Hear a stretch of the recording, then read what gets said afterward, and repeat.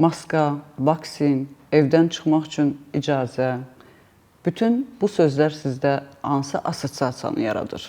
Əlbəttə ki, COVID-19. Türkiyədə yeni ştamı hazırlanıb, Ümumdünya Səhiyyə Təşkilatı isə təlimat yayıb ki, ölkələr yeni pandemiyalara hazır olmaq üçün nələr etməlidirlər? Məncə, dünya yeni pandemiyaya hazırlaşır. Siz də ən azından hər gün əlinizi yuyun və gigiyenik qaydalara mütləq riayət edin.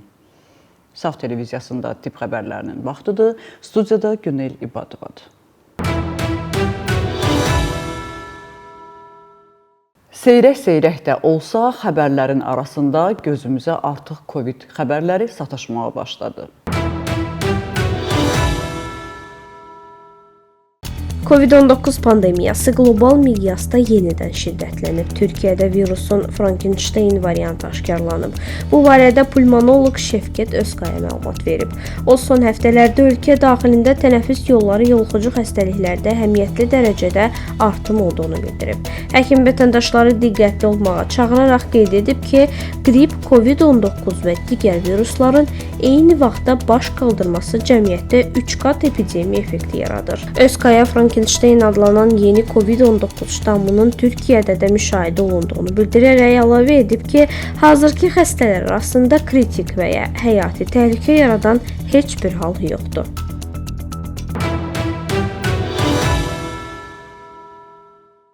Alimlərin yeni araşdırması çirkli hava ilə autizmlə doğulan uşaqlar arasında əlaqəni tapıb. Necə olur ki, hamilə qadınlar çirkli hava mühitində yaşayırlarsa, uşaqlarda autizm xəstəliyi aşkarlanır. Bundan əlavə, bu yaxınlarda bir həkimin videosunu izlədim.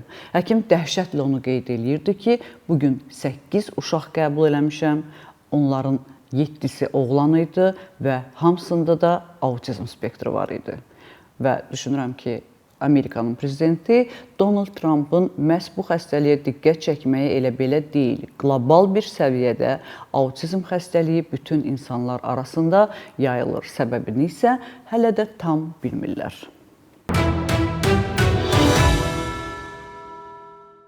Çirkli hava və autizm arasında əlaqə. Yeni aparılan araşdırma hamiləlik dövründə hava çirkliliyinə məruz qalmanın uşaqlarda autizm riski ilə əlaqəli olduğunu göstərib.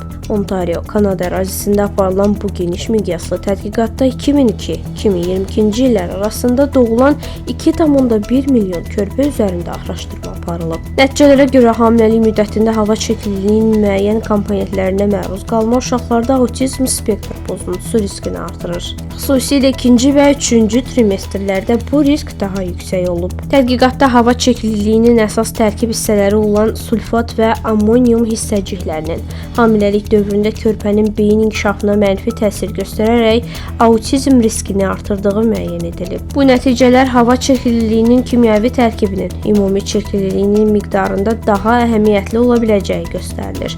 Alimlər xüsusilə şəhər və sosial cəhətdən zəif ərazilərdə yaşayan hamilə qadınların daha yüksək risk altında olduğunu vurğulayırlar.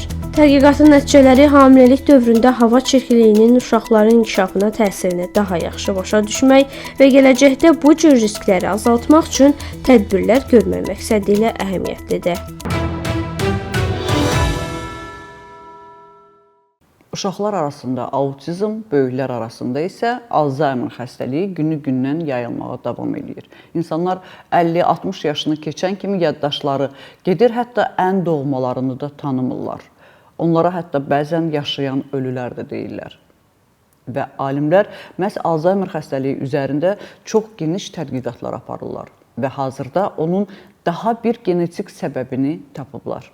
Baxaq görək, nə etmək lazımdır, genetikada nəyi dəyişmək lazımdır ki, yaşlananda ən azından həyatın sonuna qədər övladlarını tanıya bilsin insan.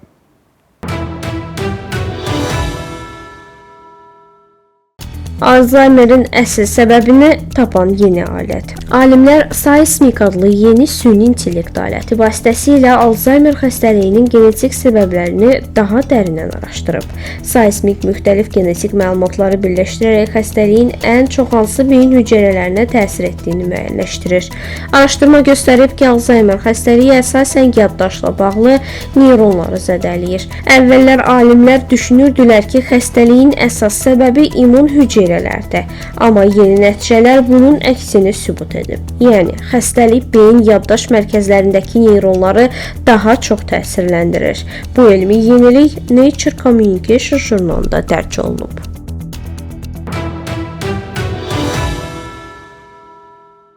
Restoranlarda yemək bahadır deyə Z nəsli artıq sadəcə sevdiyi xanımla parkda oturmaq, uzaqbaşı bir meyvə şirəsi içməyi üstün tuturlar. Onlar deyirlər ki, restoranda əyləşib bahalı naharlar etmək bir-birlərini tanımağa rəvac vermir. Parkda səmimi şəkildə deyib gülmək onları bir-birinə çox daha yaxın tanış edir. Zoomerlər restoranlar yox, sadə görüşlər dəbdədir. Ekonomik portalının 1,5 min nəfər arasında apardığı sorğunun nəticələrinə əsasən respondentlərin təxminən yarısı romantik görüşlərin sayını azaldıb. Bunun əsas səbəbi isə restoran və kafelərdəki böyük yüksək qiymətlərdir. Məlumata görə orta hesabla axşam yeməyi 15-18 manata başa gəlir və bir çox gənc bu məbləği klassik görüş üçün artıq xərc hesab edir. Nəticədə ənənəvi romantik yeməklər yerini daha sadə və sərbəst formatlara verir. Gəzinti zamanı içilən qəhvə yaxud barda bir stəkan pivə kimi. Mütəxəssislərin fikrincə yeni nəsil, xüsusilə zoomerlərə aid olan gənclər münasibətlərdə azadlıq və rahatlıq axtarır. Onlar üçün əsas məqsəd qarşı tərəfi təbii şəraitdə tanımaq və ünsiyyətdən zövq almaqdır.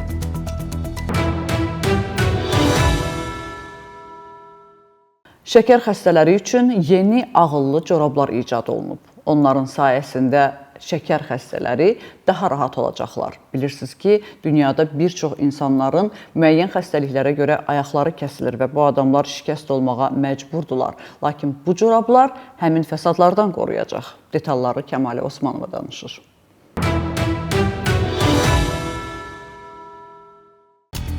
Kapron corab. Şəkər xəstələri üçün ağıllı corab yaradılıb. İsveçrədə Minerva adlı startapın alimləri diabet xəstələri üçün Lay adlı ağıllı corablar hazırlayıb.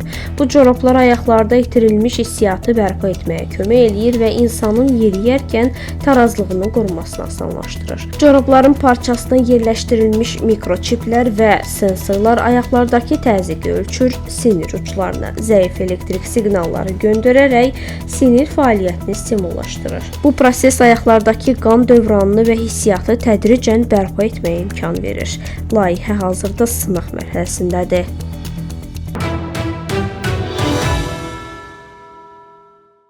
Gənclərin bir çoxunun həvəssiz olmağının səbəbi gec yatmaqdır. Gec yatan insanlar ümumiyyətlə nəinki sevməyə, həyatı tanımağa, ümumiyyətlə yaşamağa özlərində təpər tapmırlar. Və məhz buna görə də alimlər araşdırma aparıb, ideal yuxu saatını müəyyən edib. O saatda yatmışsınızsa, ondan sonra istəsəz lap 10 saatda yatın, xeyri olmayacaq deyirlər. Baxaq.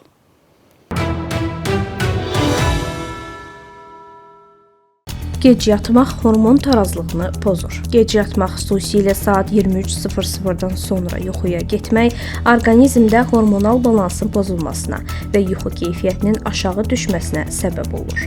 New York Post nəşrinin yazdığına görə bu vərdiş kortizol və melatonin hormonlarının təbii nisbətini pozur. Kortizol insanı oyaq saxlayır, melatonin isə istirahət və bərpa proseslərini idarə edir. Yuxu üzrə ekspert Matthew Bird bildirib ki, axşam saat 11-dən gecə saat 1 aralığında kortizolun ikinci dalğası yaranır. Bu da bədəndə melatoninin istehsalını azaldır.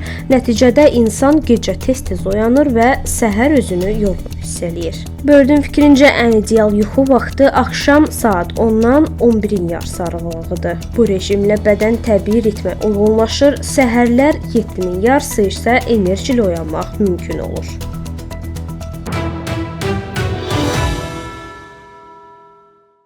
Bugün olan səhiyyə xəbərlərimiz bu qədər. Dünyada və ölkədə baş verən ən vacib tip xəbərlərini bizdən izləyin, unutmayın. Bilmək hər zaman bir addım öndə olmaq deməkdir. Özünüzü və doğmalarınızı qoruyun. Sağ olun, salamat qalın.